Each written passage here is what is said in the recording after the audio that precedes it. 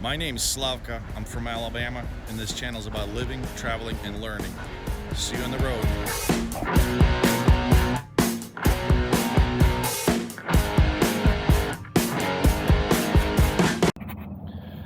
Now today we're at the Kenworth Thermo King dealer, getting ready to get some repairs done on my tri-pack.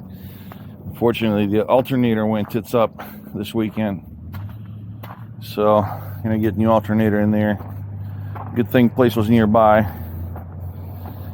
We're gonna take care of that. And yeah, it started providing low charge voltage, and I thought it was first batteries, so I went up to TA, had them test the batteries, and batteries turned out to be okay. So I mean, this next logical thing is the alternator's dying, and it makes sense. It's just not, I have about 4,000 hours on it, so yeah, it's $300 some alternator plus probably an hour of labor. It's gonna be about $500. At least we get this done. Yep, there's the place. Was only 2 miles from the truck stop where I was hanging out at, so it's all good.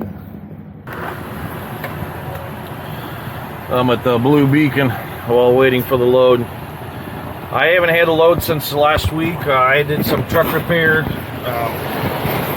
through the weekend, had to wait for parts, but there's really no good loads right now. There are a lot of loads out of this area, but none of them pay enough.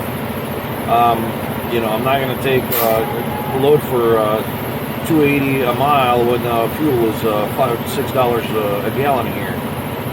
So yeah, we're just waiting a little bit right now. You know, I can't take this kind of cheap shit, because that's a slippery slope, because you start accepting cheap loads, and next thing you know you're running net negative. At $6 a gallon, running basically it's $1 per mile just fuel cost before all other expenses, before truck maintenance, driver salary, myself, profit, and everything. You know, I have to pay commission to my company.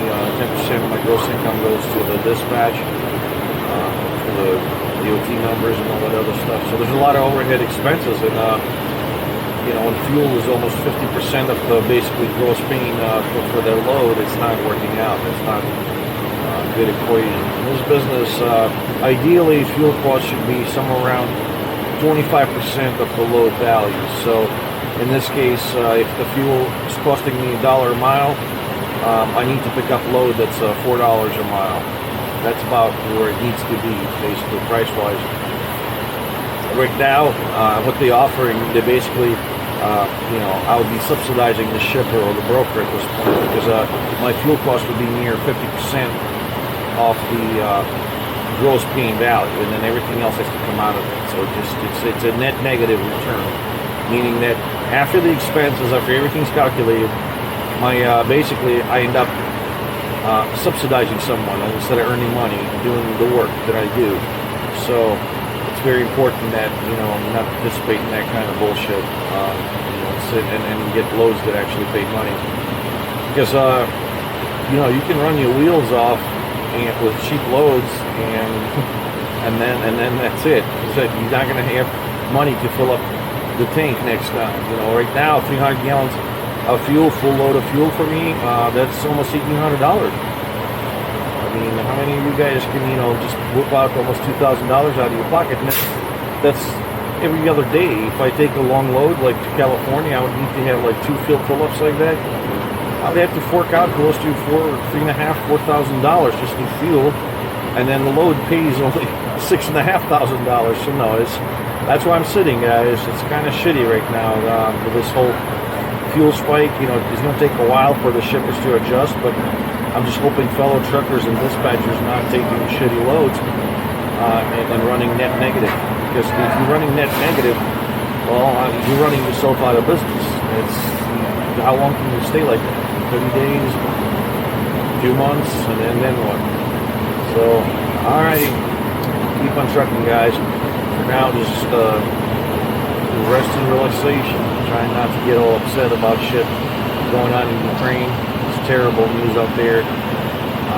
It's been affecting me psychologically. I've just been very depressed because of that. I have friends and relatives that are suffering.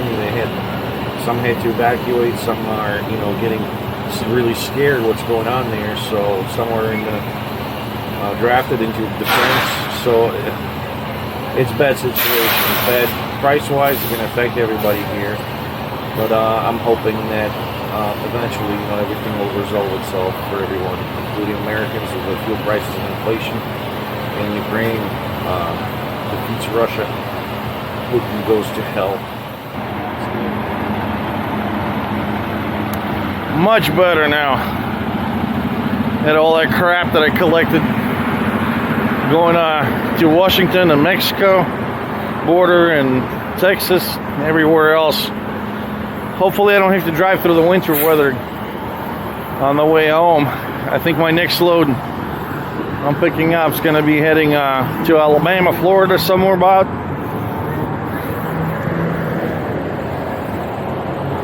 Looks good. Definitely much better. Clean truck, you always feel better about driving it. I don't know. When I'm dirty for a while, it's just kind of depressing. When I get home, I gotta order this panel here from that accident. Get that fixed up. I might just get a step for now and just deal with that. And these are just... Pretty sure I can rub these out with a polisher. I can just rub that out. There's no structural damage anywhere, so... Nice warm day in PA today. Sunny, about 65. So I'm sitting here getting loaded. Our next trip, we're in southern PA, gonna head down toward Baltimore and then Washington, basically take I-95 all the way down to Florida. We're heading to Tampa area. So past Jackson, Florida, and then cut through Gainesville and get on 75 over here and then make it down to Tampa. Oh, yeah, it's going to be, this is a very busy corridor here in 95. It's definitely not my favorite route, but it's the only one here. So the goal today is to get past Washington and Richmond and just kind of maybe make it in North Carolina if the traffic does not completely kill this, because this area right here is super congested. I'm hoping to get out as soon as possible, but I'm definitely getting into that 4 or 5 p.m. rush hour around Washington, D.C. And that's basically stop and go traffic all the way down to Richmond pretty much. This whole area is just way overpopulated. Too many cars, too many trucks. So yeah, we're going to be getting out of Virginia probably all day today. And then tomorrow I have to make the rest of the trip. I don't know how this load is not getting delivered on time. It's scheduled to deliver day after tomorrow at 7 a.m. This is going to take all day today just to get out of Virginia, even if I can. Because I just, I've been around here so many times. This traffic around here is just terrible. You guys living on the East Coast can confirm that. I-95 anywhere between north of Richmond, Virginia, and through the Washington and Baltimore area can be a complete monstrous nightmare. We're in Maryland, not far from Baltimore, just on the outskirts. The spring is definitely here. You can smell it. The leaves are about to pop within a week. It's going to be all green here. It's ready to go, guys. Feels a lot better in the spring. This area is beautiful for around Washington, D.C. Cherry blossoms right around this time of year. Any week now, it's beautiful. All you see is just the ocean of white around this area. They have cherries and crab trees, apple crab. So, yep, we're just gonna go get on 495 around Baltimore, then get on 95 and continue south on it. Get around Washington, D.C. and so on, and keep going down all the way to Jacksonville, Florida. There's not much to it. Just got to be fighting traffic. That's all it is. See, this is why we can't have nice things. We're on 495 Beltway around DC. There's about 8 mile traffic back up, some kind of accident. Right, 3 lanes blocked. It's going to be hours before we cross DC. And it's still before rush hour. It's still, it's only 2 o'clock. In a couple hours, it's going to be mayhem out here. That's why on the East Coast, you know, any kind of suggested traffic as far as the load scheduling, it's just a mere suggestion. Because you get in this shit, and this, I have about 150 miles of this crap, because there's going to be all these cities, all this traffic. I'll be lucky to get out of the DC area near Richmond today, just with enough hours. This shit's messed up here. It's like this. Half of DC's like this, guys. Every day, some kind of accident. There's just way too many people in this area. We're in South Carolina, I-95.